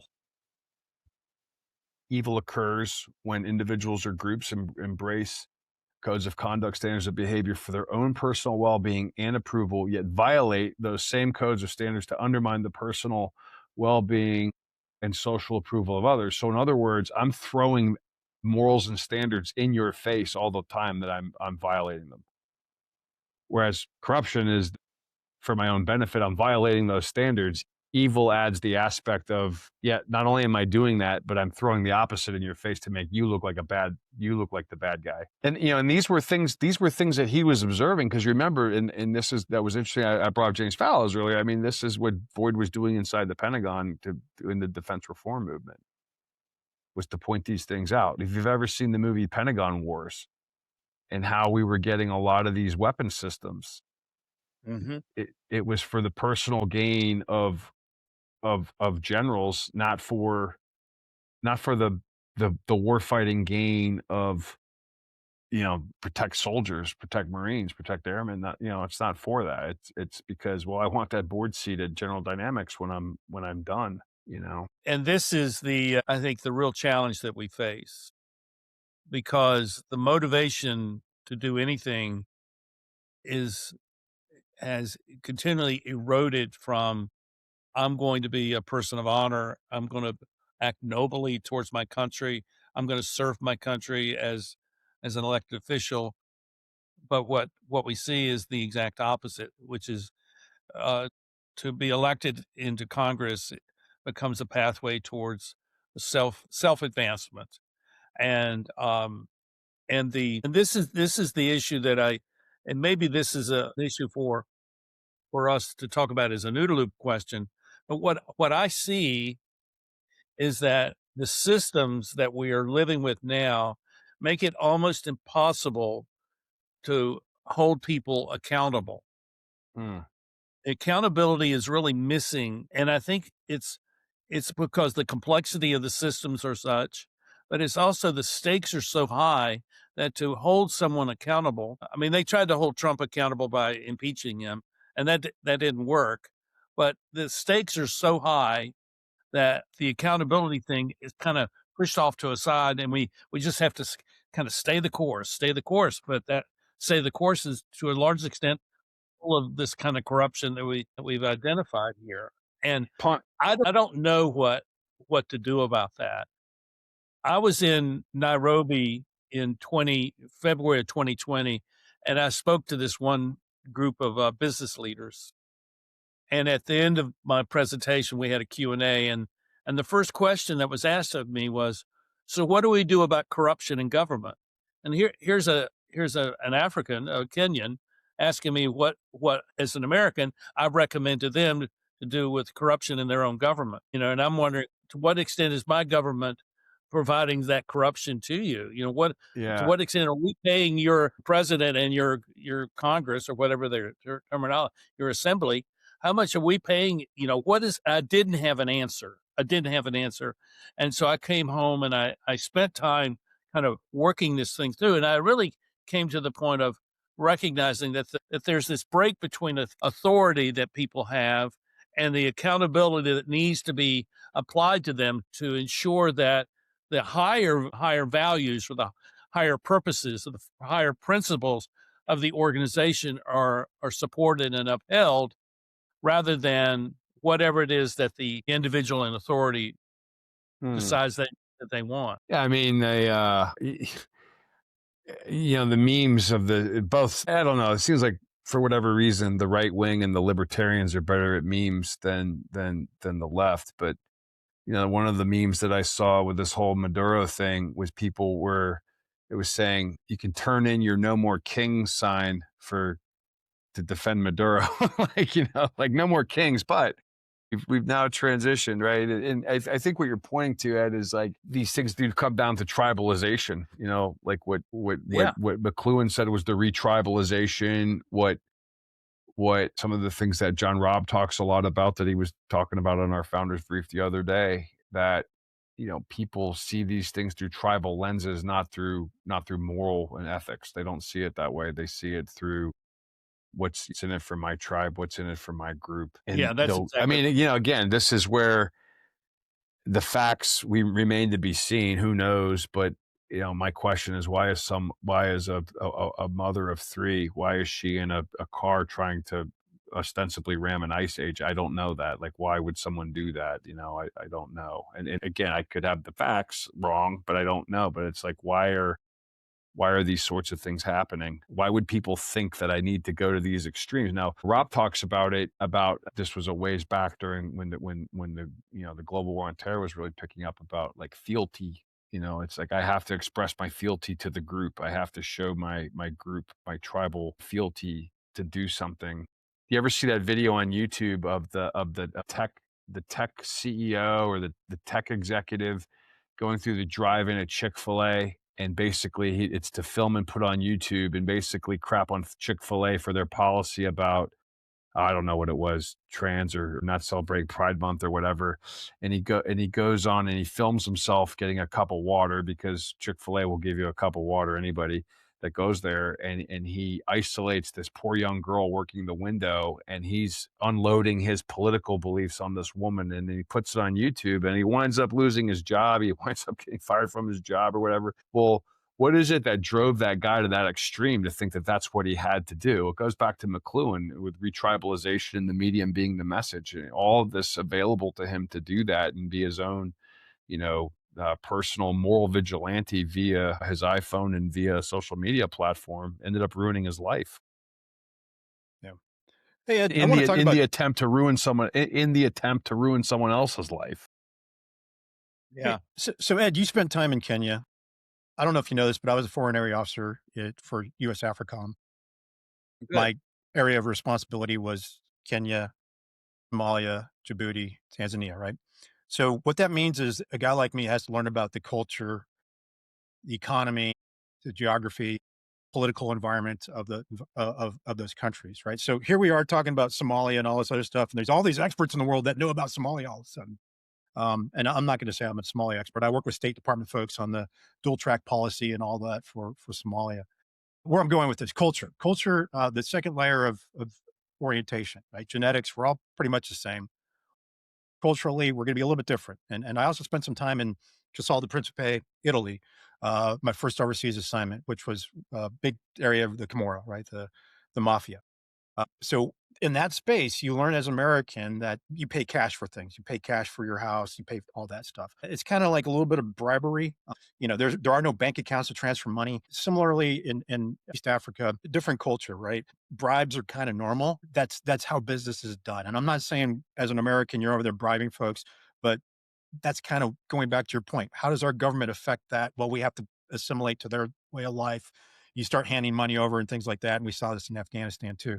So you bring that type of, I hate to say mindset, but that type of thinking to the US and you see our system, right? And you go, hey, I'm going to work this system. Well, they're doing exactly what they think is right. And that's how this works, right? So again, you create the conditions for the behaviors to emerge, right?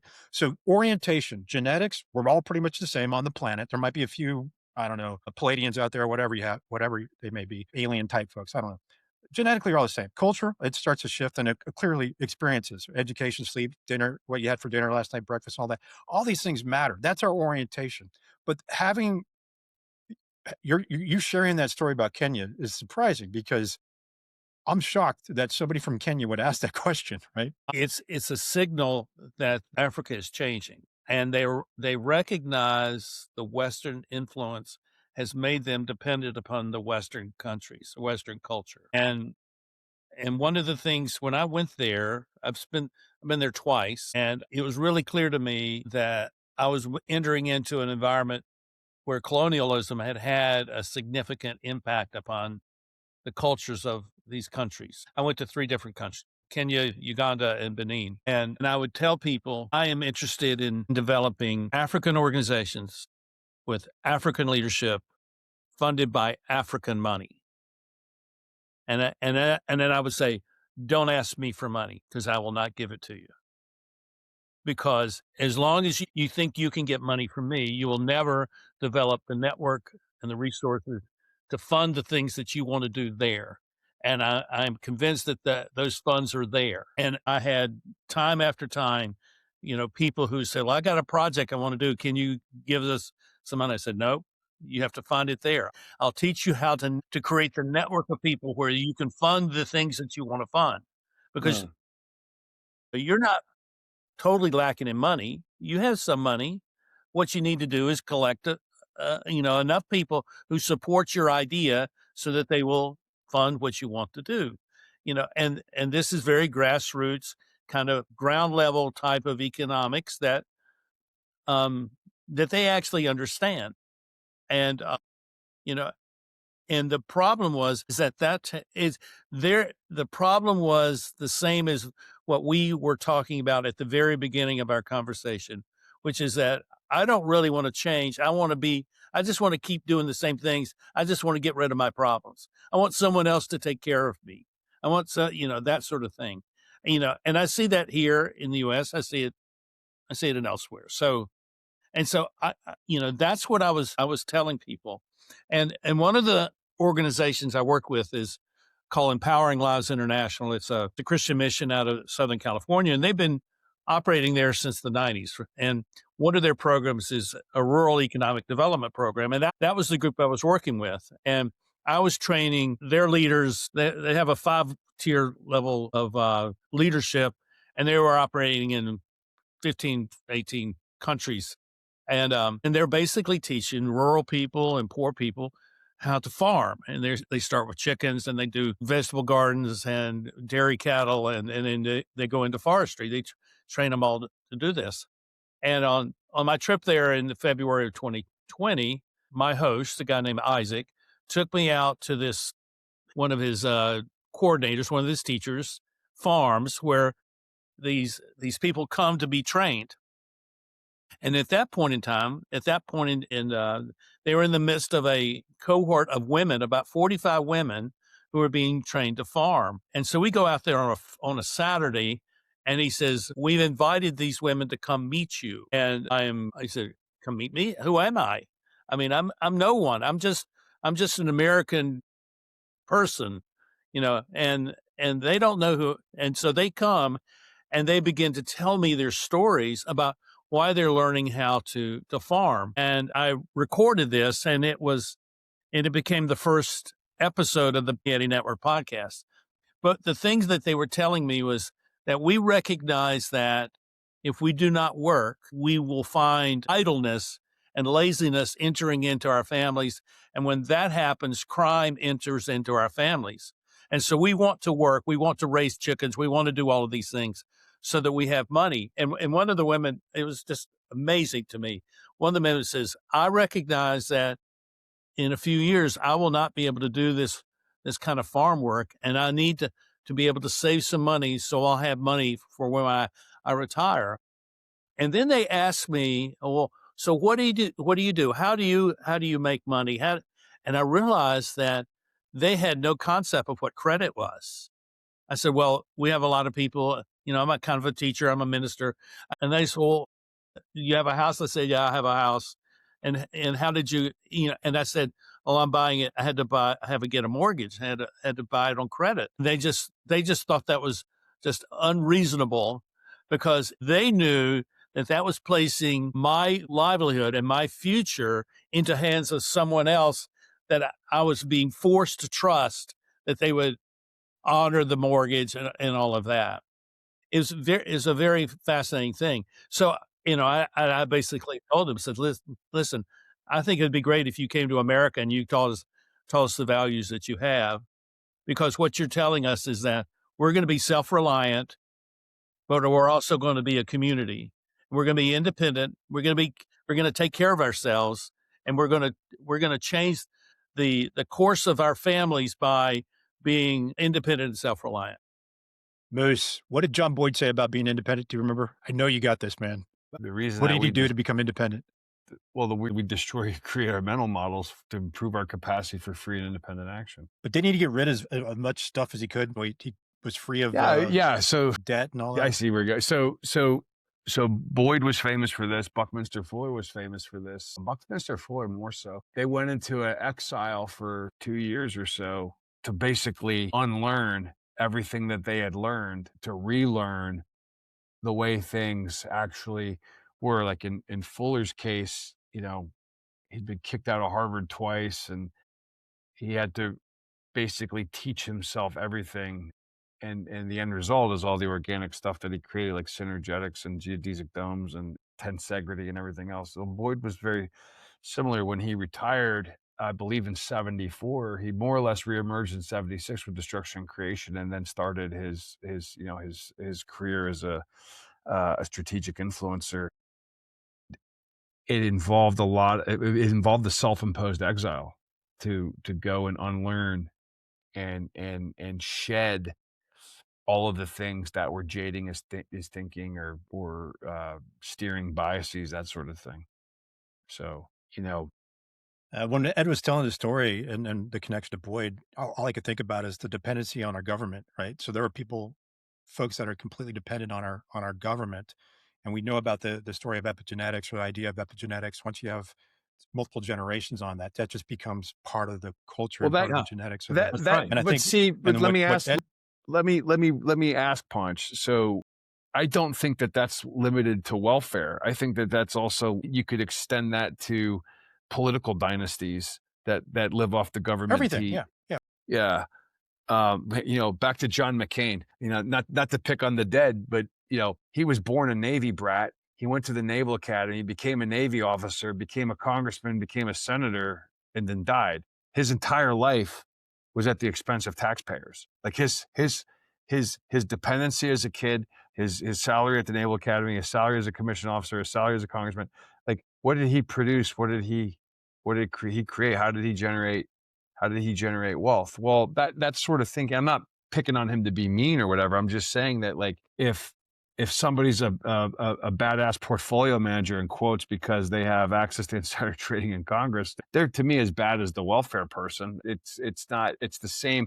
They're reaping benefits that are afforded to them through the system at their level. So you could run a corrupt daycare, or I could run a badass stock portfolio. I think that the concept and principles actually hold across. Yeah, I think what resonated with me from Ed's story is that it's the idea that the purpose matters, right? Yeah. To have this free and independent life, to have the ability to learn and adapt, we need that freedom. And it goes back to what Adrian Bijan shared with us. You know, everything evolves towards freedom. It should. And I think that's what I'm taking away from Ed's story. And it's just, Ed, it's a fantastic story. Thanks for sharing that. It's amazing how all these things start to connect, and you can see this. And I don't want to bash anybody on welfare. I mean, I grew up on government cheese. I don't know if people know that, but Yeah. the I was apartment, the an army complex. I lived in the dependent. complex. I had the Yeah, government yeah. pay for my college. I was a Marine officer, and it was until I left the Marine Corps I was finally on my own. But this is a key thing here is when that opportunity shows up, or you have that, or you create those opportunities for yourself, you do something with it, right? And that's all we want. That's all I want is I want people to have the freedom to do those things. I don't want to create a dependency where we don't need dependencies. And I think Well, that's it's like, what do you give back? Do you want to? What's the real service? What's the obligation, right? Is that a question? Can that come into play? Like, if I'm getting those benefits, what am I giving back to make the country better? I don't think it's an effective motivation to give back in that regard. I think because you're not building something when you just see yourself giving back to, well, the government's giving me this, so I'm going to give back to the government. And I'm not talking about taxes. I'm talking about in some other way. I think what is needed instead is for people to see that they have a responsibility to their local community, that their neighbor matters. I spent how many years? Not quite. I spent 18 years living on a street that was a dead end. This is with my family. And there were 30, 35 homes on that street. And in those almost 2 decades, we only knew people in 8 of those homes. And I couldn't tell you what in 10 or 15 of those homes, what those people looked like. I couldn't tell you. I'm not even sure what cars they drove. And so what I realize is that there is an isolationist side to the modern human character. We want what we want, and we don't want to be bothered. We want to be successful. We want to have the freedom to consume what we want to consume. And so we're intentionally handicapping ourselves from being people who matter in the lives of their community, the lives of their neighbors, the lives of their family, by simply turning life into something that is primarily self-beneficial. And I see that as how, I don't want to be overly critical here, but I see that as how businesses operate, the government operates. It's all about motivating us to do what they want us to do because we're going to get something from it. And I think this is at the heart of why the OODA loop, it matters, because this changes that relationship that the individual has to every institution. Because if you look at every institution, it wants you to do what it wants you to do, whatever it is. I mean, I can even say that about churches. I can say that about schools. I can say that about homeowners association. Whatever it is, the organization wants you to do what it wants you to do. And it really doesn't want you to say anything about it. I'm overstating this, of course, overstating it for effect. But that's why the OODA loop really matters, is because what it does is it trains people to observe, objectively see what's there, then decide what action it wants to take, because the person now has a sense of purpose and a set of values which define the way they want to live their lives. And then they decide how they're going to act, and then they act. And obviously it's not a linear thing. It's a mismatch of all those things happening all at the same time. But what it does is it grants that person a sense of ownership and a sense of dignity, that their life matters. And that's where I see that John Boyd's long-term impact will have this kind of effect upon people because of guys like you who are constantly sharing this idea. And I think when people realize that most of the self-help material that they find online and they find in bookstores is not very helpful at all, they will be, and if they're so motivated, they will look for something else that will help them to actually establish the kind of life they want. We'll close with this because we could go on for another 3 hours with you, Ed, and we certainly will. We're going to pick this up again at some point, but I will close with this. And I think that you're right on about the OODA loop. I would elevate it a little higher and say that when you understand destruction and creation and the need to do it and the need to reorient, that, you know, then there's no way out of the world of reorientation. What he's challenging us to do is that because of the nature of the universe, of its uncertainty and other things, is exactly why we cannot allow ourselves to be jaded by pre-scripted mental models that come from somebody else, that we have to go in there, we have to shatter our correspondence with reality, we have to rewrite it, because guess what? You know, anything that anybody said today about Trump or John McCain or whoever, all of those things we could say did, you know, that comes from, if that comes from the dialectic engine of shattering and revising, then we're doing something well. We're doing what Boyd wanted us to do. But if we're allowing that to jade how we see things, we're not doing this well. We're not destroying that model. So what I might preconceive as my own political or traditional or cultural, religious, I have to be willing to shatter that, and I have to be able to test that and synthesize other concepts that I'm not currently aware of, or I have to act as if I don't know everything. And if I think for a minute that I do know everything, I'm going to fail. Any final closer on that, Ponch, on the pertinence of destruction and creation? Which, by the way, Ed, when we hear people talk OODA loop, you know, and I said this on I've said this on so many podcasts, most recently with the debrief on John Becker, you can almost tell immediately, did they or did they not read and understand destruction and creation? Because ultimately that's what Boyd is telling us to do. He's telling us what you see in the news is fine, but guess what? You need to shatter that. You need to break it down and you need to pull it apart, and then you need to shatter it again and pull it apart. And you guess what? You might think you love John McCain and then you realize one day you don't, or vice versa. You might think you hate John McCain and then one realize you love him or whatever, all because you went through that dialectic engine of shattering your correspondence with reality and revising and updating your cognitive operating system.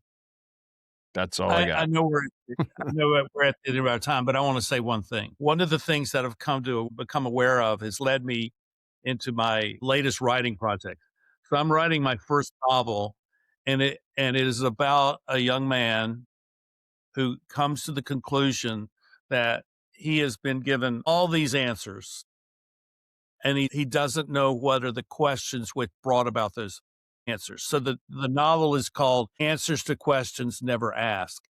And so he's going to go, he's going to drop out of college, he's going to drop out of his family, and he's going to go discover what he's actually supposed to learn, which is a very destruction creation type of thing. He's going to go create his life and exactly in what we're talking. Love that. I love that. Well, I can't wait till that comes out, and we will certainly promote that aggressively here on both No Way Out and the World of Reorientation. So we'll close the recording here, Ed. You know, on behalf of the collaborative team of Moose and Ponch, we're deeply gracious for your kind introductions to people that we've collaborated with, including yourself, but not limited to you, which have included the great Andrew McLuhan and most recently Louise von Baumgarten. We're honored to have been guests on your show, which both Ponch and I have done.